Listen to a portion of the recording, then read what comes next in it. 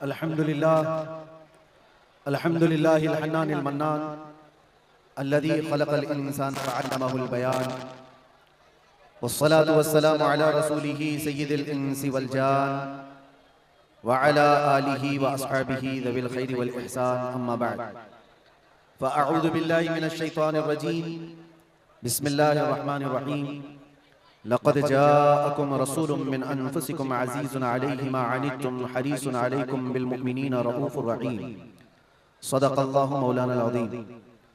बारगाह रिसालत में आप सल्लल्लाहु तआला अलैहि वसल्लम में एक बार दुरूद पाक का हदिया पेश करें। अल्लाहुम्मा सल्लि अला सय्यिदिना व मौलाना मुहम्मदिन मअदनिल जूदि वल करम व आलिहि व अस्हाबिहिल किराम व इब्निहिल करीम व बारिक व सल्लिम सलातन दाइमतन सरमदन अबदा। आई नई हुकूमत सिक्का नया चलेगा, आई नई हुकूमत सिक्का नया चलेगा, आलम में रंग बदला सुबह शबे विलादत, हश्र तक डालेंगे हम पैदाइशे मौला की धूम, मिस्ले फारस नजद के किले गिराते जाएंगे, खाक हो जाएं अदू जलकर मगर हम तो रजा, दम में जब तक दम है जिक्र उनका सुनाते जाएंगे। अजीज़ान गिरामी वक़ार, आप तमामी अहबाब को सबसे पहले मैं इस अजीम साअत की मुबारकबादी पेश करता हूँ जो अल्लाह तबारक व तआला ने हमारी जिंदगियों में अता फरमाया है। ये कितना अजीम इत्तेफाक है, बल्कि कितनी अजीम साअदत है कि हम अपनी जिंदगियों में 1500 साला जश्न ईद मिलादुन नबी मनाने जा रहे हैं। अल्हम्दुलिल्लाह, ये रसूल करीम सल्लल्लाहु तआला अलैहि वसल्लम की विलादत बासआदत का 1500 सालाना जश्न ईद मिलाद हम सुन्नियों की किस्मत में मनाने आ गया है। एक बात आपको बताता चलूं कि हुजूर पाक सल्लल्लाहु तआला अलैहि वसल्लम की विलादत की खुशी मनाना ये अल्लाह तबारक व तआला ने किस्मत वालों को अता फरमाया है। जिसकी किस्मत अच्छी है वो हुजूर पाक के जिक्र से खुश भी होता है, फलता भी है और फूलता भी है, और जिसकी किस्मत फूटी है वो जलता भी है, जलाता भी रहता है। हमें आज उससे गरज नहीं। आप शरीयत के हुदूद में रह करके हुजूर पाक सल्लल्लाहु अलैहि वसल्लम की आमद की जितनी खुशियां मनाएं वो कम है। जितना हुक्म हमें दिया गया है उन सारी खुशियों के साथ आप लोग मियां साल भर में एक बार थोड़ी ना मीलाद मनाने की खुशी है, और एक साल ही नहीं। हमारा मसलक तो यह है कि इस साल ही ईद मिलाद नहीं मनाएंगे, बल्कि हश्र तक डालेंगे हम पैदाइश मौला की थी, और बल्कि ये अपना अकीदा बना करके चलो, दम में जब तक दम है जिक्र उनका सुनाते जाएंगे। और हो सकता है प्रोग्राम के लिए, स्टेज के लिए और फिर माहौल बनाने के लिए परमिशन लेना पड़ता हो, लेकिन हुजूर पाक का जिक्र करने के लिए किसी सुन्नी को किसी के परमिशन की जरूरत नहीं। आशिक रसूल उसका अकीदा तो ये है, मैं वो सुन्नी हूं जमील कादरी, मरने के बाद मेरा लाशा भी कहेगा अस्सलातु वस्सलाम। हमारा तो ये तौर तरीका है। आज सुन्नियों की किस्मत में ये मीलाद की जो घड़ी आई है, सबसे पहले तो मैं गुजारिश करूंगा कि अल्लाह के नबी सल्लल्लाहु तआला अलैहि वसल्लम की बारगाह में वो खिराज अकीदत पेश करो कि ये तारीख बन जाए, बल्कि इस्लाम की तारीख का एक अजीम हिस्सा अभी इस साल आपको मिलने वाला है। पूरी इस्लामी तारीख में ये तारीख बनने जा रही है कि 1500 सालाना जश्न ईद मिलादुन नबी अल्लाह ने हम गुनहगारों को अता फरमाया है, और ये किस्मत नहीं है तो और क्या है मेरे अजीजों। लेकिन साथ में ये भी मैं आपको बता दूं कि हुजूर पाक सल्लल्लाहु तआला अलैहि वसल्लम की मीलाद की खुशी क्या ये कुरान और हदीस से साबित है भी कि नहीं है, क्योंकि अभी ये 10 दिन बचे हैं 12वीं शरीफ को।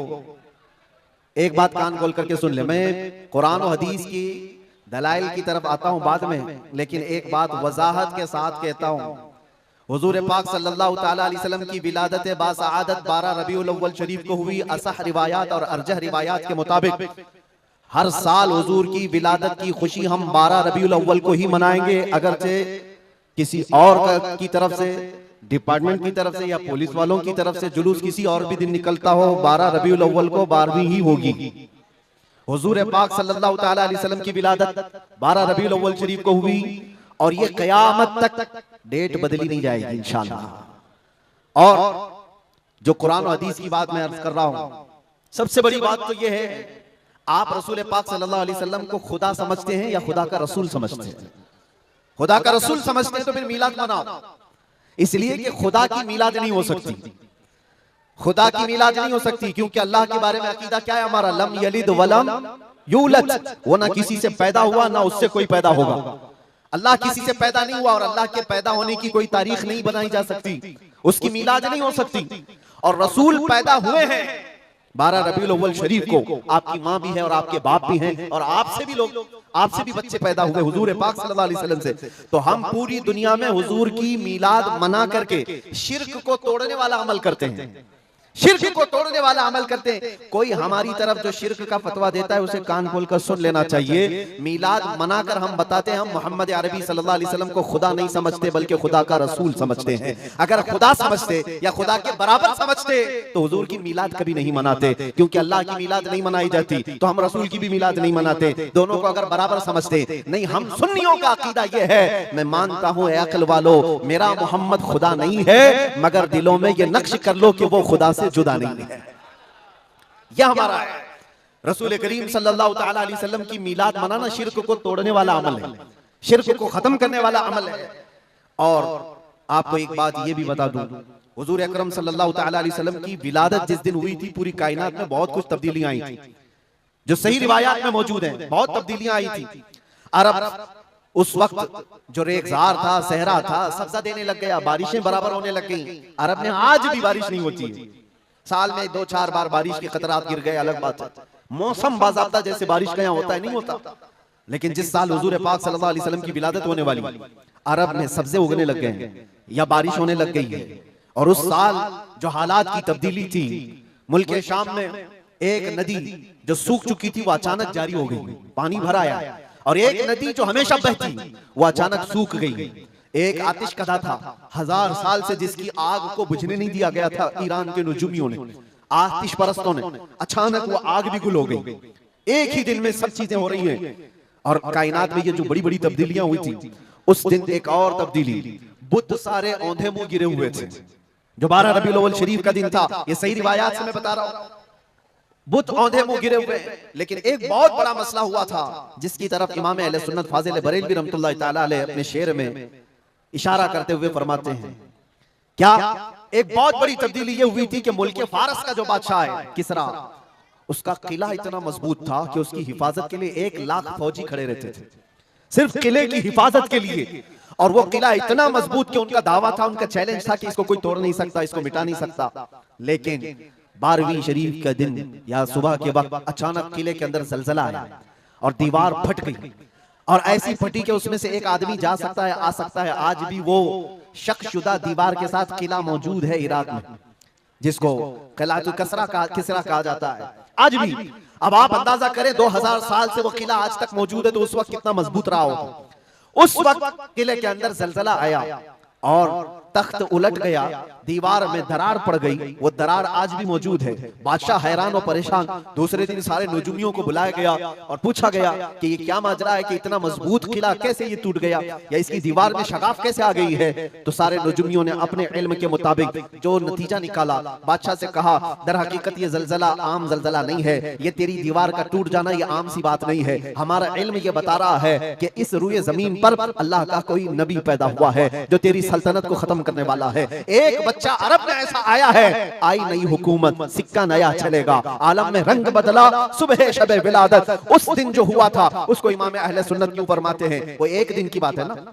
हुजूर की विलादत हुई, फारस के किले में क्या हुआ, जलजला आया। हुजूर की विलादत इधर मक्का में हुई और मुल्क फारस में जलजला आया और किले के अंदर दरार आई। अब सुनो, आला हजरत कहते हैं हश्र तक डालेंगे हम पैदाइश मौला की धूम, यानी कयामत तक हम रसूलुल्लाह की मिलाद का जिक्र धूमधाम से मनाएंगे। इसका असर क्या होगा, फारस में तो देखा था किले में जलजला आ गया था, हुजूर के पैदाइश के जिक्र से ही किला हिल गया था।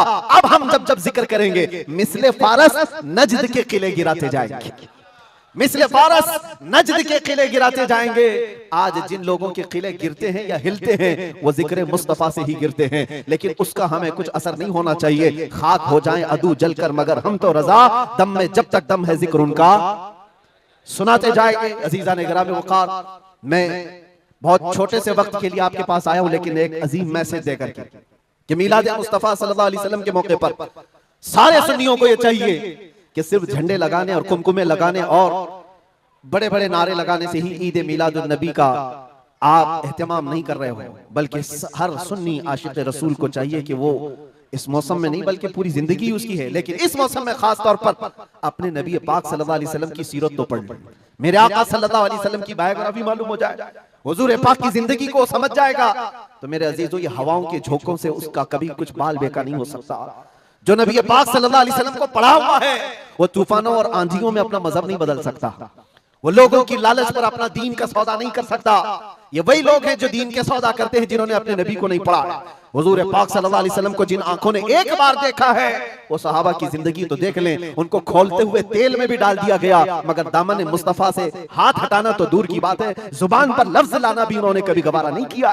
जानते हो 3 भाई थे, ये कलयुगी में एक हिकायत लिखी हुई है, 3 सगे भाई थे, एक ईसाई बादशाह ने गिरफ्तार कर लिया, तीनों जवान थे 20 से 30 साल के बीच में, और बादशाह ने कैद करके उनको सबसे पहले क्या कहा, तुम अपना दीन बदल लो, धर्म परिवर्तन कर लो, मोहम्मद अरबी सल्लल्लाहु अलैहि वसल्लम के जो कसीदे गाते हो छोड़ दो। लेकिन देखो याद रखो, उसमें से जब बादशाह ने ये बात रखी तो उन्होंने कहा नहीं, हमारा दीन इतना सस्ता नहीं है कि हम तुम्हारी कैद में आते ही बदल डालें। उसने कहा अगर तुम बदल लोगे तो मैं तुम्हें अपने वजारत में सिपाहियों में बड़े मनसब पर रखूंगा। नहीं माना, ठुकराया। बादशाह ने क्या कहा, इसकी सजा तुम्हें भुगतने के लिए तैयार रहनी होगी। तैयार। बहुत बड़े एक कढ़ाई में तेल को लाकर खोलते हुए तेल में उसमें से सबसे बड़े भाई को डालने का हुक्म दिया। बादशाह ने जैसे हुक्म दिया, जल्लाद आया और उन 3 भाइयों में से एक को उठाया और खोलते हुए तेल में डाल दिया। अंदाजा करो, मोमबत्ती पर अगर तुम्हारी उंगली भी लग जाए ना तो चमड़ी जल करके निकल आएगी, और पता नहीं कितने दिन तक इसकी जलन आपको होती रहे, लेकिन एक पकते हुए तेल में डाला जा रहा है। डाल दिया, जिस्म पूरा चरमरा गया।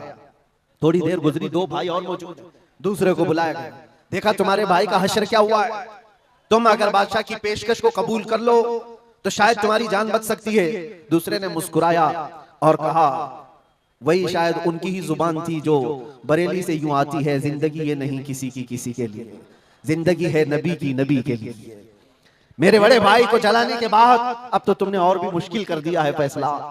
मैं इस बात के लिए तैयार हूं कि इससे बड़े तेल में भी मुझे डाला जाए, लेकिन जुबान पर मेरे मुस्तफा के दामन को छोड़ने वाली बात कभी नहीं ला सकता। दूसरे भाई को भी उठाया गया और खोलते हुए तेल में डाल दिया। 2 भाइयों की शहादत हो गई जगह पर ही।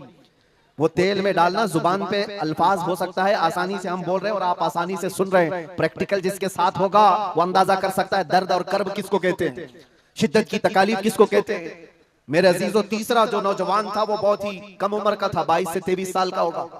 बादशाह का जो वजीर वहां पर था उसने देख करके बादशाह से कहा इस लड़के को मेरे हवाले कर दीजिए, मैं इसको बदल करके लाऊंगा, मेरा चैलेंज है। क्यों, जान इसकी भी ले लेंगे, मैं इसको बदल करके लाऊंगा। इतने मजबूत लोग कैसे हो सकते हैं अरब के कि खोलते हुए तेल में इनके भाइयों को डाला गया तब भी ये बदल नहीं रहे। 2 को मरते हुए, अरे यहाँ 1 को डंडा पड़ते हुए देखकर सारे भाग जाएं, और ये 2 को जलते हुए देख करके भी टस से मस नहीं होते। कैसा अकीदा है, कैसा तसल्लुब है इनका। बादशाह ने कहा किस बात पर तुम्हें यकीन है कि इसको तुम बदल लाओगे। उसने कहा मुझे भरोसा है, आप मुझे दीजिए 1 महीने का टाइम, इसको बदल कर न लाऊं तो फिर मुझे आप जो सजा दे। बादशाह ने कहा ठीक है ले जाओ। तीसरे को खोलते हुए तेल में डालने की बजाय बादशाह ने अपने वजीर के हवाले कर दिया। और दुनिया देखो मेरे अजीजों, याद रखो आशिकाने मुस्तफा से 2 इम्तिहान हर जमाने में होते रहेंगे, आज भी हो रहे हैं और होते रहेंगे। पहला इम्तिहान, मौत से डरा करके तुम्हारा दीन छीन लिया जाएगा, मौत से डरा करके ये हो जाएगा वो हो जाएगा, तुम्हें ये कर दिया जाएगा वो कर दिया जाएगा।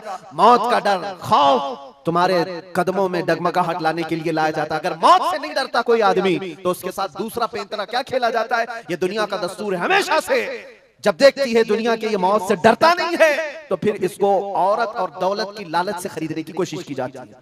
ये 2 चीजें ऐसी हैं जो अच्छे अच्छों का सौदा कर जाती हैं। बहुतों ने अपना ईमान सिर्फ शबाब पर बेच दिया है, हुस्न शबाब को देख करके। औरतों के दिल दादा हुए या दौलत के दिल फरेब हो गए और उन्होंने अपना दीन का सौदा कर लिया है। नौजवानों याद रखो, तुम्हारी जिंदगी में अगर ये 2 इम्तिहानों में से कोई इम्तिहान आए तो अपने नबी पाक को याद कर लेना, हुजूर को याद कर लेना, और अल्लाह के नबी सल्लल्लाहु अलैहि वसल्लम की बारगाह में ये इस्तिगासा कर लेना कि मेरे आका बड़ा सख्त और कठिन वक्त आया है, दुनिया मौत से डरा करके कभी मेरा ईमान छीनने की कोशिश कर रही है, अगर उससे मैं नहीं डगमगाया तो दुनिया मुझे हुस्न शबाब की लालच दे करके अपनी तरफ लेना चाहती है। अब उस वजीर ने क्या किया, उस छोटे से नौजवान लड़के को अपने घर ले गया और उसकी बेटी थी जो निहायत हसीन और जमील, बहुत खूबसूरत लड़की उस वजीर की थी। अपनी बेटी को बुलाया और कहा, बेटी तेरे लिए एक काम देता हूं, 1 महीना हमको मिला है, इस नौजवान को अपनी मोहब्बत में, अपने हुस्न जमाल में लेकर के आजा, बादशाह सलामत से जो इनाम चाहे तुझे ला करके दे दूंगा। अपनी लड़कियां आशिकाने मुस्तफा को खरीदने के लिए कल भी भेजे जाते थे, आज भी भेजे जा रही है।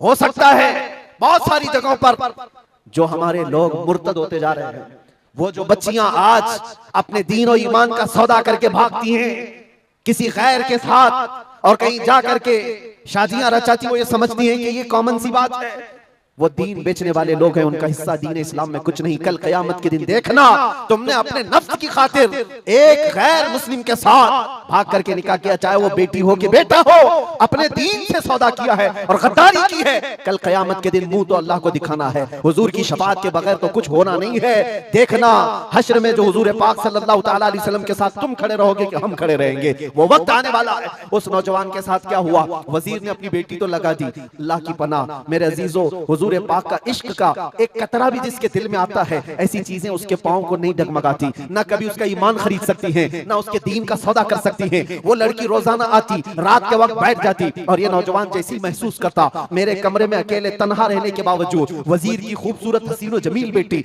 जिसके निकाह के पैगाम बादशाहों के औलाद से आया करते थे, शहजादे निकाह का पैगाम भेजा करते, वो लड़की मेरे पास आकर बैठ जा रही है। नौजवान क्या करता था, मुसल्ला बिछाया और सजदे में गिर गया। जब तक वो उठती नहीं थी, ये सर उठाता नहीं था। ये रात भर के सजदे इसके इसी तरह रहते, वो ऊँगती रहती, देखती रहती, इंतजार करती रहती और थक करके वापस चली जाती। महीना गुजरने को आया था मेरे अजीजों, उस नौजवान ने आंख भरकर एक बार देखा भी नहीं और वो थक हार करके महीना खत्म होने के बाद उस नौजवान को मुखातब करके कहती है, ऐ नौजवान एक बार मेरे हुस्न को देख तो ले, मुझे देखने के लिए बादशाहों के बेटों की भी कतार लगती है, कई बड़े बड़े लोग पैसों के अंबार लगा सकते हैं मेरे हुस्न को देखने के लिए, एक तू है कि मैं आता हूं तो मुसल्ले पे गिर जाता है, उठ एक बार देख तो ले, मुझे अल्लाह ने कैसा हुस्न दिया है, कैसा जमाल दिया है, एक बार देख तो ले। उस नौजवान ने आंखें झपकाए बगैर, पलटे बगैर जवाब दिया कि ऐ खातून, तू अपना ये हरबा इस्तेमाल करना बंद कर दे, ये तेरा काम मुझ पर चल नहीं सकेगा। वजह यह है, जिन आंखों में एक बार जमाले मुस्तफा बस चुका हो, उसको दुनिया का हुस्न कभी धोखा नहीं दे सकता, दुनिया का जमाल उसे खरीद नहीं सकता। वो खातून उठ गई और जवान की इन बातों से उसके दिल पर ऐसा वलवला तारी हुआ। वो खातून कहती है, ऐ नौजवान खड़ा हो जा, मैं तुझे खरीदने नहीं आई, मैं तुझे अपनी दामे फरेब में फंसाने नहीं आई, उठ जा, अब मेरी एक अर्जी सुन ले। नौजवान उठा और पूछा, क्या अर्जी है? कहती है कि मैं अब तेरी मोहब्बत में गिरफ्तार हूँ, मैं चाहती हूँ कि तू मेरे दीन में ना आ, बल्कि तू अपने दीन में मुझे दाखिल कर ले। जिसके हुस्न ने तेरी आंखों को ऐसा बाकमाल बनाया है कि तन्हा होते हुए भी कभी तूने मेरे हुस्न को नहीं देखा, मैं चाहती हूँ कि उस हुस्न के पैकर जमाले मुस्तफा की मैं भी दिलदादा हो जाऊं। उस नौजवान को उठाया और कहा, मुझे पढ़ा दे ला इलाहा इल्लल्लाह मुहम्मदुर रसूलुल्लाह। हर जमाने में आशिकाने मुस्तफा जो होते हैं, हर जमाने में जो आशिकाने मुस्तफा होते हैं, वो दूसरों की छाप अपने ऊपर लेते नहीं हैं, बल्कि जहां जाते हैं अपनी छाप दूसरों पर छोड़ करके आते हैं। यही होती है जिंदगी आशिकाने मुस्तफा की। उस नौजवान ने उसे कलमा तैयबा पढ़ाया और उस खातून ने कहा, चलो यहां से निकलो, कुफरिस्तान से निकल करके हम निकाह करते हैं और साथ जिंदगी गुजारेंगे। तवज्जो चाहता हूं, तवज्जो चाहता हूं, ये मेरी बात को खत्म होने दो। ऐ नौजवानों, आज तुम्हें कोई बहकाने वाला, खोलते हुए तेल में डालने वाला नहीं है, उसके बावजूद तुमने पता नहीं अपने कितने घंटे ये सारे सोशल मीडिया पर आई हुई ऐसी हसीना और जमीलाओं के पीछे अपनी रातें बर्बाद कर डाली। तुम्हें पता नहीं ये आंखें अल्लाह ताला ने तुम्हें किस लिए दिए हैं। दुआ ये करो, कुछ ऐसा कर दे मेरे किरदिगार आंखों में, हमेशा नक्श रहे रूए यार आंखों में। उन्हें न देखा तो किस काम की है ये आंखें कि देखने की है सारी बहार आंखों में। अजीजान गिरामी, उस नौजवान ने उस खातून की बात सुन ली और कहा, चलो मुझे इस जगह से, इस कैद से निकालो, हम ये शहर छोड़ देते, ये मुल्क छोड़ देते हैं। उस खातून ने उस नौजवान को आजाद किया और साथ लेकर चल पड़ी, शहर भी छोड़ दिया, बाहर निकल पड़े। रात का वक्त है, अचानक वो आधा रास्ता तय किए कि पीछे से घोड़ों के दौड़ने की आवाज आई। तवज्जो चाहता हूं, एक फौज आ रही है और हिनहिनाने वाले घोड़ों की आवाजें आने लगी। दोनों डर गए, नए लोग हैं, नौजवान लड़का है, नौजवान लड़की है और शहर से भागे हुए हैं, दीन इस्लाम कबूल करके निकले हुए हैं। बादशाह को हो सकता है खबर हो गई होगी, वजीर को पता चल गया होगा कि कैद से निकला हुआ ये फरार मुजरिम हमारा शहर छोड़कर जा रहा है। पूरी फौज आती हुई नजर आ रही थी। ये दोनों एक दरख्त के पीछे ओट पर छुप कर खड़े हो गए। पता नहीं अब इसके आगे क्या होने वाला है, हमें गिरफ्तार कर लिया जाएगा, हो सकता है हमारा भी अंजाम वही होगा जो हमारे दो भाइयों के साथ हुआ। लेकिन इत्तेफाक की बात है, वो घोड़े करीब से करीब आते गए, वो फौज करीब आ गई, और जब आ गई तो करीब आकर वो फौज रुक गई। इन्होंने देखा नहीं ये फौज कौन थे, ये लोग कौन थे। दरख्त के पीछे छुपे हुए हैं नौजवान और वो दुशीजा। अचानक आने वाली फौज में से एक गरजती हुई आवाज आती है, नाम लेकर के नौजवान का पुकारा जाता है, ऐ फलां बिन फलां बाहर आ जा, बाहर आ जा। बाहर ये नौजवान आता है तो देखता है बादशाह की फौज नहीं है, वजीर की फौज नहीं है, बल्कि वो दोनों शहीद भाई घोड़े पर सवार है और सारी फौज में रसूलुल्लाह के वो शहीद सहाबा तशरीफ लाए हुए हैं। नारे तकबीर, नारे रिसालत, नारे रिसालत। ये नौजवान घबरा गया और पूछा, मैं अपने भाइयों को देख रहा हूँ घोड़ों पर सवार हैं, चंद दिनों पहले बादशाह ने खोलते हुए तेल में इनको उंडेल दिया था, इनके जिस्मों को जला दिया था। ये देख करके आप कपकपी जिस्म पर तारी है, भीगी आंखों से पूछने लगा, बड़े भाई आप लोगों को जला दिया गया था, तेल में खोलते हुए डाल दिया गया था, आप लोग यहाँ कैसे आए? दोनों भाइयों ने कहा, ऐ हमारे नन्हे भाई, क्या तूने कुरान की आयत नहीं पढ़ी, वला तक़ूलू लिमन युक़तलु फ़ी सबीलिल्लाहि अमवात, अल्लाह की राह में जो मारे जाएं उन्हें मुर्दा ना कहो। नौजवान ने पूछा, तुम्हें दर्द कितना हुआ होगा जब जलाया गया था, खोलते हुए तेल में डाला गया था, कर्ब कैसा था, तकलीफ कैसी थी? तवज्जो चाहता है नौजवानों, इश्क़ मुस्तफा में बर्दाश्त किया हुआ दर्द कुछ नहीं होता है। उन नौजवानों ने कहा, दर्द कौन सा, कर्ब कौन सा, तकलीफ कौन सी? तूने हमें डालते हुए देखा है, खोलते हुए तेल में, जलती हुई चमड़ी देखा है, लेकिन हमें दर्द का एहसास नहीं हुआ, इसलिए कि जिस वक्त जल्लाद हमें तेल में डाल रहा था, सामने तो हमें जमाले मुस्तफा नजर आ रहा था। जहां मुस्तफा का हुस्न हो फिर दर्द किस बात का, कर्ब किस बात का? इसीलिए तो सहाबा का ये नारा था, या रसूलुल्लाह, या रसूलुल्लाह, कुल्लु मुसीबतिन बादका जुललुन, ऐ अल्लाह के रसूल अगर आप हैं तो फिर हर मुसीबत हल्की है, हर मुसीबत छोटी है। ऐ नौजवानों, दुनिया ने खरीदने की कोशिश की है, लेकिन जो जमाले मुस्तफा का दिल दादा है वो दुनिया के हालात से न बिकता है न झुकता। अपना मिशन ऐसा बनाओ कि तुम्हें 100-500 रुपए में खरीदे जाने वाली कौम का लक़ब न दिया जाए, बल्कि इकबाल आज से 100 साल पहले कहता था, इकबाल शायर मशरिक, अंग्रेजों ने क्या कहा था हमारे मुतालिक, वो अपने शार में कहा है। अंग्रेज क्या कहते थे? थक गए थे, थक गए थे। आपको क्या पता है हिंदुस्तान की इस आजादी में जितने आज बड़े बुलंद बांग दावे किए जाते हैं, पता है नौजवानों, तारीख याद रखो, 30,000 उलमाए अहले सुन्नत को इन्होंने दिल्ली से लेकर कश्मीर तक हर झाड़ी पर फांसी पे लटकाया हुआ था। 30,000 उलमाए अहले सुन्नत।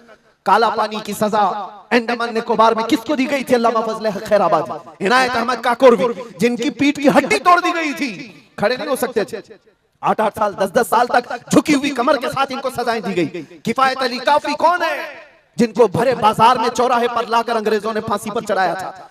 जालिमात तारीख भुला देते हैं, या तारीख के चेहरे पर आज मट्टी थोपने की कोशिश की जाती है और हमारे नौजवान है कि याद नहीं रखते हमारी तारीख। या आशिकाने मुस्तफा थे, अंग्रेजों की नाक में अगर किसी ने दम किया था तो वो आशिकाने मुस्तफा की जमात थी, आशिकाने मुस्तफा की जमात थी। किफायत अली काफी को सूली पर चढ़ा रहे थे, लेकिन जानते हो उससे पहले किफायत अली काफी एक आलिम दीन, उस आलिम दीन को गिरफ्तार करने के लिए कितने कुत्ते आए थे? 3000 अंग्रेजों की फौज ने मिलकर के एक आलिम दीन को गिरफ्तार किया था। हमेशा से यही तारीख रही है, हमेशा से। इसलिए क्या पता है कि रसूलुल्लाह सल्लल्लाहु ताला अलैहि वसल्लम का शेर 1-2 के काबू में आ भी नहीं सकता, हमेशा घेर कर मारने की आदत कुत्तों की रही। करबला में भी तो यही हुआ, अकेले इमाम हुसैन के साथ सुबह से लेकर दोपहर तक लड़ते रहे। और आपको पता है एक हुसैनी जवान ने 200 यजीदियों को मार डाला है, एक ने। तारीख खाली मरने वालों की ना बताओ, शहीद होने वालों की नहीं बताओ, ये भी देखो हुसैनियों ने कितनों को सुलाया है। एक हुर बिन यजीद जो एक रात पहले इमाम हुसैन के पास आकर बैत किए थे, एक रात पहले, और उन्होंने दूसरे दिन जंग शुरू की थी तो 120 लोगों को मारा था। आप अंदाजा करो, एक रात का हुसैनी 120 को सुला सकता है, तो अंग्रेज अच्छी तरह जानते हैं जो पैदाइशी हुसैनी हो कितनों को सुला सकता है। सब पता है। किफायत अली काफी को 7 दिन तक गिरफ्तार करके उनके जिस्म पर इस्त्री चलाते थे, गरम इस्त्री चलाते थे, और जब चमड़ी जलती थी तो उस पर नमक छिड़कते थे। और किफायत अली काफी को बार बार कहते फतवा बदल डालो, आ जाओ हमारे वजारत में, हमारा मनसब ले लो, हर महीने पाउंड दिए जाएंगे, बरतानिया के पाउंड। लेकिन आशिक मुस्तफा डॉलर और बरतानिया के पाउंड पर नहीं बिकता, वो हुस्ने मुस्तफा का दिल दादा होता। 8वें दिन जब उनको फांसी पर चढ़ाया गया था, फांसी कोई आम चीज नहीं है मेरे अजीजों, जिसको सामने देख करके चच्चों की हालत खराब हो जाए। लेकिन किफायत अली काफी फांसी को देखकर कहने लगे थे, कोई गुल बाकी रहेगा न चमन रह जाएगा, पर रसूलुल्लाह का दीन हसन रह जाएगा। सब फना हो जाएंगे काफी वो, लेकिन हश्र तक नाम हजरत का जुबानों पर सुखन रह जाएगा, नाम हजरत का जुबानों पर चलन रह जाएगा। फांसी भी दे दी। ये सारे जो मामलात हुए, आशिकाने मुस्तफा सल्लल्लाहु अलैहि वसल्लम हर जमाने में आजमाए गए। और मैं कह रहा था, क्या बात इधर उधर न जाए बात, अंग्रेज मजबूर होकर ये कहने पर आ गए थे, ये फाकाकश मौत से डरता नहीं जरा, ये फाकाकश मौत से डरता नहीं जरा। आशिकाने मुस्तफा ने हर जमाने में लोगों की नाक में दम कर रखा है, तादाद में थोड़ी क्यों ना हो, तादाद में थोड़ी क्यों ना हो, लेकिन डर इनको सबसे लगता है। क्या आपने तारीख नहीं देखी? एक बात मैं बताऊं, बॉडी बनाने वाले, मुख्य आजमाई करने वाले, चाहे तुम्हारे पास जितनी भी ताकत हो, ये जिस्मानी ताकत अपनी जगह पर, हमने देखा है व्हील चेयर पर बैठ करके एक खादिम हुसैन लब्बैक या रसूल अल्लाह कहता था, यूरोप की धरती भी हिलने लगती थी। पता ही चलता है जिस्मानी ताकत का कोई असर नहीं होता, इश्क़ मुस्तफा जहां होता है वो असली ताकत कहलाई जाती है। नारे तकबीर, नारे रिसालत, आशिकाने मुस्तफा, सुभान अल्लाह, सुभान अल्लाह, जिंदाबाद, अल्लाह अकबर, आला हजरत, आला हजरत, आला हजरत, आला हजरत, अल्लाह अकबर, या रसूल अल्लाह, जिंदाबाद, जिंदाबाद। मेरे अजीजों, बात सिर्फ इतनी है, यही मैंने एक साहब से पूछा था कि मियां तकरीरें बहुत होती हैं, भाषण भी बहुत होते हैं, क्या क्या नहीं कहा जाता? हमने खाली कुछ देर की खामोशी ही तो कहा था। खामोशी कहना क्या इतना बड़ा जुर्म बन गया? वो तो आप सबको भी पता है, कहां कहां से हमारे जुलूस निकाले गए, कहां कहां का क्या क्या देखा। बहरहाल मैं वो दास्तानें बताने नहीं आया हूं, लेकिन इतनी बात मुझे आज भी एहसास दिलाती है, ये अल्लाह का करोड़ा एहसान है। तुमने मुझे हथकड़ियां पहनाई है, घुमाया, जहां भी रखा, जिस तरह भी रखा। 8 महीने क्या 8 साल रखते या 80 साल अगर उम्र होती तो रखते, इससे फर्क नहीं पड़ता। डर तो ये था कि चोरी में नहीं ले गया, डकैती में नहीं ले गया, रेप में नहीं ले गया, मर्डर में नहीं ले गया। दुनिया को तुम्हें बताना पड़ेगा इस आलिम को क्यों ले गया, तो तुम पुकार करके यही कहोगे इश्क़ मुस्तफा की बात करता था इसलिए। सुभान अल्लाह, लब्बैक लब्बैक लब्बैक या रसूल अल्लाह, लब्बैक लब्बैक लब्बैक या रसूल अल्लाह, लब्बैक लब्बैक लब्बैक। हमारा जुर्म यही तो है, दुनिया को तुम्हें बताना होगा क्या जुर्म किया था, अपनों को भी बताओ और दूसरों को भी बताओ। इसलिए मेरे अजीजों, कई मर्तबा ऐसा हुआ कि हमने अपने साहबों से पूछा भी था कि बात क्या है, छोटी सी बात को इतना ज्यादा क्यों बनाया गया? उन्होंने कहा बात छोटी है, लेकिन हमको ऐसा लग रहा है कि कई सालों से जो मरे हुए वो भी खड़े होने लग रहे हैं, कई सालों से जो सोए हुए हैं वो भी उठने लग रहे हैं। हम नहीं चाहते कि इस तरह का माहौल बन जाए। लेकिन याद रखना मेरे अजीजों, इश्क़ मुस्तफा पर बात करना, इज्जत मुस्तफा का चर्चा करना, अगर ये जुर्म है तो ये जुर्म मौत तक 1000 बार हम करते रहेंगे, 1000 बार करते रहेंगे। इसलिए कि इससे कोई समझौता नहीं। हाँ, हम कानून के खिलाफ कोई बात नहीं करते। अगर अपने नबी पाक की इज्जत की बात करना जुर्म है तो ये जुर्म तो हम करते ही रहेंगे,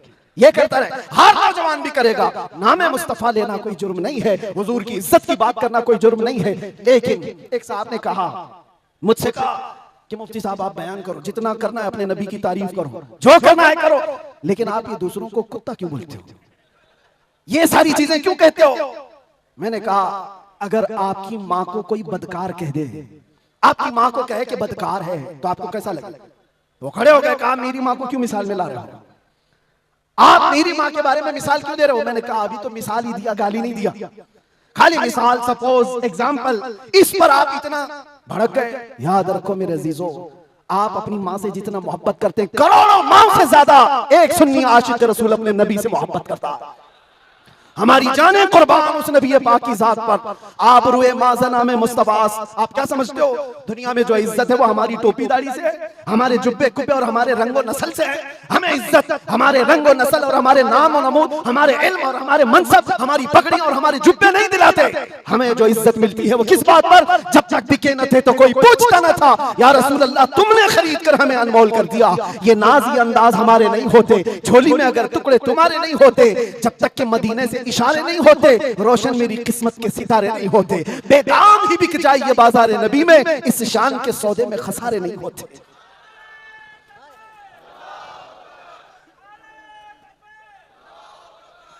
बात मैं अभी खत्म करने आ रहा हूं, बस आप इस बात को अंदाजे में रखो मेरे अजीजों। दुनिया में बहुत आंधियां हैं, बहुत तूफान, और लोग कहते हैं हालात सही नहीं है, हालात सही नहीं है, इसलिए ऐसे चलना चाहिए। हालात तो हुजूर जब ऐलान नबूवत किए थे उस वक्त से लेकर अब तक कभी सही हुए ही नहीं, कभी सही नहीं हुए। क्या बदर में हालात सही थे? ओहद में हालात सही थे? खंदक में हालात सही थे? खैबर में हालात सही थे? फतेह मक्का में हालात सही थे? करबला में हालात सही थे? कभी नहीं हुए। तो ये क्या ताना दिया जाता है, ये क्या मसलहत और हिकमत की बात की जाती है? हालात बड़े पेचीदा हैं, हालात बड़े सख्त है मेरे अजीजों। ये क़यामत तक ऐसे हालात रहने वाले। सतीजा कार रहा है अजल से ता इमरोज, शरारे बूलहबी से चिराग मुस्तफवी, हर जमाने में ये हालात रहेंगे।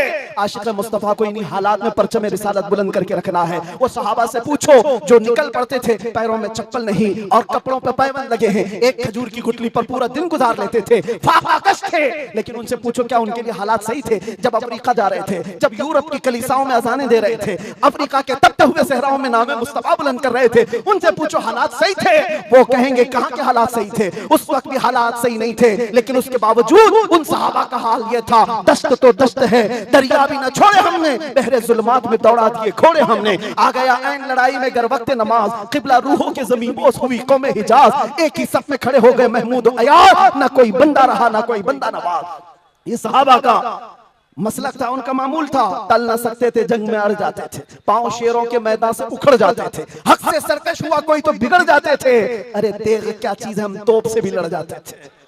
अजीजान गिरामी, आप मजबूती पैदा करो नामे मुस्तफा के साथ। आला हजरत की एक बात बड़ी प्यारी लगी, आप बड़े परेशान थे और ये बात मैं आपको बताकर चलूं, जो इस हक रास्ते पर आएगा उसे समझ करके चलना पड़ेगा, कांटों के रास्ते हैं। ऐसा नहीं कि हर जगह फूल सजाए जाएंगे। लोग ये समझते हैं नामों से रिसालत की बात करें और फिर हलवे पराठे खाते रहे और हम नजराने लेते रहे लोगों के यहाँ जाकर के। लोगों को ऐसा लगता है, आज मैं इस बात की वजाहत करता हूँ, वल्लाह बिल्लाह तल्लाह, कभी मुझे फकीर की कभी ये ख्वाहिश नहीं होती कि लोग मेरे नाम का नारा लगाएं, कभी नहीं। जो नारा लगे वो मेरे मुस्तफा के नाम का हो। हमारी अपनी कोई इज्जत नहीं है, हमारा इस्तेकबाल करना कहीं पर किसी के लिए वाजिब नहीं। आपकी मोहब्बत सर आंखों पर, लेकिन मैं इसका आशिक नहीं और ना ही इसका ख्वाहिशमंद, ना ही बुलंदो बाला इस्तेकबाल के साथ बड़ी गाड़ियों में आना, ये ताम झाम, कभी मुझे इस चीज की ख्वाहिश नहीं रही। और अगर ऐसी ख्वाहिश होती तो इस गली में आकर के आपसे बयान नहीं कर रहा होता। हमने लाखों का मजमा भी देखा है, लेकिन एक बात है, इस रास्ते पर चलने वाले को ये सोच करके चलना होगा कि आजमाइश होगी और इम्तिहान होगा। कई मर्तबा दौलत से खरीदे जाने की कोशिश की जाएगी, माल और मनसब दे करके, या कभी हुस्न शबाब दे करके, या कभी मौत की धमकी दे करके। ये सारी चीजें हमने देखी हैं अपनी जिंदगी में, बहुत छोटी जिंदगी में मौत की धमकी भी दी गई है। हम मुझसे कहा गया था कि अगर छूट गए तो समझ लेना कि दूसरा अवतार मिला है आपको। हम तो खैर अवतार देने वाले तुम नहीं हो, रज़्ज़ाक़ हकीकी अल्लाह रब्बुल इज्जत, जब तक वो न चाहे तुम्हारी सारी कायनात मिलकर के मेरा बाल बेका नहीं कर सकेगी। और अगर अल्लाह तबारक व तआला चाहे तो मच्छर और चूंटी से भी मौत हो सकती है, अल्लाह ना चाहे तो मोदी योगी से भी कुछ नहीं होता। अल्लाह अगर ना चाहे, अल्लाह अगर ना चाहे फिरौन और नमरूद से भी कुछ नहीं होता। और अगर अल्लाह चाह ले तो मच्छर से नमरूद भी मर सकता है, वो पानी से फिरौन भी हिलाक हो सकता है। हमारा अकीदा ये है, हमें उस बात का डर नहीं है, हमारी जिंदगी जब तक लिखी हुई है वो रहेगी, और मौत आनी है तो आनी है। लेकिन इतना याद रखो मेरे अजीजों, क्या ही खूब है बिस्तर पर पांव रगड़ रगड़ करके मरने से बेहतर है कि नामे मुस्तफा बुलंद करके दुनिया से जाए। बुज़दिलों के साथ जाने से बेहतर है आशिकों की जमात में जाए। और आजमाइश तो होगी, इम्तिहान तो होगा। सहाबा के साथ क्या नहीं हुआ, उनके माल, उनकी औलाद, उनके घर बार सब लूट लिए गए थे मक्का में। आजमाइश ऐसी थी कि वो पूरा पूरा दिन एक खजूर की गुठली पर गुजारा करते थे, और जंगें ऐसी उन पर मुसल्लत कर दी गई थी कि उनको अमन नाम की कोई चीज ही नहीं मिलती थी। हर घड़ी एक जंग से निकले दूसरी जंग, दूसरी से तीसरी। हुजूर पाक की वफादारी के साथ इम्तिहान तो होगा। आज मिलाद मुस्तफा है, नबी करीम सल्लल्लाहु तआला अलैहि वसल्लम के 1500 साला जश्न ईद मिलाद की हम तैयारियों में अपने ईमान को मजबूत करो, अपने अकीदे को मजबूत करो, इश्क रसूल इतना बढ़ा लो। मैं कभी कोई तलवार बंदूक बारूद की बात नहीं करता, ना ही मैं कभी कोई खुफिया मीटिंग करता हूँ, ना ही मैं कभी कोई तंजीम की बात करता हूँ कि तुम इस तरह की तंजीमें बनाओ, खुफिया मीटिंगें करो, लड़ने भिड़ने के मंसूबे बनाओ। नहीं, जो हमारी बात रिकॉर्ड कर रहे हैं वो भी सुन ले। मैंने कभी नौजवानों को लड़ने भिड़ने के लिए तैयारियां करने की कभी बात नहीं की। अरे मियां, मैं तो ब्लेड और चाकू की भी बात नहीं करता, प्लास्टिक की भी नहीं बात करता। मैं सिर्फ ये चाहता हूं सर से लेकर पैर तक इश्क मुस्तफा में ऐसे ढल जाओ जिस गली से गुजरो मदीने की खुशबू आने लगे। तुम्हारा चलना फिरना कई कीड़ों की मौत का सबब बन जाएगा। आपको किसी हमले की जरूरत नहीं, आपको किसी पर अटैक करने की जरूरत नहीं। अपने दिल के अंदर इश्क मुस्तफा ऐसा बिठाओ, ऐसा बिठाओ। हमने देखा है मेरे अजीजों, हमने तन्हाई में बैठ के भी दिन गुजारे हैं और कई ऐसों के बीच में भी बैठ के दिन गुजारे हैं। हमारी अपनी तारीफ के लिए नहीं कह रहा, जहां ऐसे क्रिमिनल लोगों के बीच बैठते थे जो 20-20 साल से क्राइम में मुब्तला हैं, छोटे मोटे नहीं, मर्डर भी, रेप भी, ड्रग्स भी, सब उनके बीच बैठ करके देखा है। जब हुजूर पाक की बात की जाती है तो उनकी आंखों में भी आंसू आते हुए देखा है और तौबा करते हुए भी देखा है, रमजान में तरावी पढ़ते हुए भी देखा है। मैंने ये महसूस किया है दुनिया का एक ही इलाज है, इस उम्मत का एक ही इलाज है, वो मेरी बात का आखिरी हिस्सा है। इस दुनिया का एक ही इलाज है कि मोहम्मद से वफा तूने तो हम तेरे हैं, ये जहां चीज है क्या लौह कलम तेरे हैं। लब्बैक या रसूल अल्लाह, या अल्लाह या रहमान या रहीम, दिल माराकुल मुस्तकीम बिहक़्क़ि इय्याका नअबुदु व इय्याका नस्तईन। मालिक व मौला परवरदिगारा करीमा कारसाज़ा, तेरी दी हुई तौफीक से हमने जो कुछ भी पढ़ा और जो कुछ भी बयान किया और सुना, सब पर हमें अमल की तौफीक अता फरमा। हमारे इस जलसे पाक को अपनी बारगाह में शरफ़ कबूलियत अता फरमा। ए रब्बे करीम, इस जलसे ईद मीलादुन नबी को हमारी नजात का जरिया बना दे, हमारी बख्शिश का सामान बना दे। अल्लाह हम सब के गुनाहों का कफ़ारा बना दे। जितने बच्चे, बूढ़े, जवान, मर्द, ख़वातीन इस जलसे पाक में हाजिर है मौला, इस जलसे से निकलने से पहले सबकी बख्शिश का ऐलान फरमा दे। अल्लाह, नाम मुस्तफ़ा के लिए हाजिर आए हुए ये चेहरे हैं, इश्क़ मुस्तफ़ा की भीख मांगते मौला, हमारे दिलों से हुब्बे दुनिया को ख़त्म फरमा दे, हमारे दिलों पर दूसरों का रौब और खौफ ख़त्म फरमा दे। अल्लाह करीम, इस दिल को तेरे दरबार में पेश करते इसमें इश्क़ मुस्तफ़ा अता फरमा दे। अल्लाह, हमारा दिल धड़कता रहे तो तेरे नबी पाक के नाम से धड़कता रहे, हम सबको नामों से मुस्तफ़ा के सिपाहियों में शुमार फरमा। अल्लाह, इस पूरे इलाके को मरकज़ इश्क़ रसूल बना दे। अल्लाह, हमारी नस्लों में क़यामत तक आशिकाने मुस्तफ़ा पैदा फरमा, हमारी औलाद को, हमारी नस्लों को, हमारे ख़ानदान को बदअक़ीदा और गुमराह होने से महफूज फरमा। या रब्बल आलमीन, या अकरमल अकरमीन, जिस तरह इन्होंने इस जलसे को सजाया है, इनको और हम सबको हमारी कब्रों को सजाने की तौफ़ीक़ अता फरमा। अल्लाह, हम सब की कब्रों को रोशन फरमा दे। या रब्बल आलमीन, या अकरमल अकरमीन, हमारी माओं, बहनों, बच्चियों, बेटियों, बहुओं, बीवियों, सबको हमने तेरे हवाले कर दिया, उनकी इज्जतों की हिफाजत फरमा। अल्लाह करीम खुदा, हम सब में जो बीमार है उन्हें शिफा अता कर दे, जो भी औलाद है उन्हें साहब औलाद बना दे, और जो कर्ज में डूबे हुए उनके कर्जों में आसानियां अता कर दे। अल्लाह, जो बेरोजगार है उन्हें हलाल रोजियां अता फरमा, जो नाहक मुकद्दमे और जेलों में है उनको आज़ाद फरमा दे। ए करीम खुदा रहमान रहीम, मौला तेरे दरबार में आखिर में ये इल्तिजा है, न जाने आंखें कब हमेशा के लिए बंद हो जाए। इन आंखों के बंद होने से पहले एक बार तेरे हबीब पाक के चेहरे की ज़ियारत नसीब फरमा। अल्लाह, दुनिया में हर आफत से बचाना मौला, उक़बा में न कुछ रंज दिखाना मौला, बैठे जो दरे पाक पैगंबर के हुजूर ईमान पे उस वक्त उठाना मौला। कुछ ऐसा कर दे मेरे किरदगार आंखों में हमेशा नक्श रहे रूए यार आंखों में, उन्हें न देखा तो किस काम की हैं ये आंखें कि देखने की है सारी बहार आंखों में। अल्लाह, हमारी दुआओं को तेरे हबीब पाक के नालैन के सदक़े कबूल मकबूल फरमा। इन्नल्लाह व मलाइकतहु युसल्लूना अलन नबी या अय्युहल्लज़ीना आमनू सल्लू अलैहि व सल्लिमू तस्लीमा।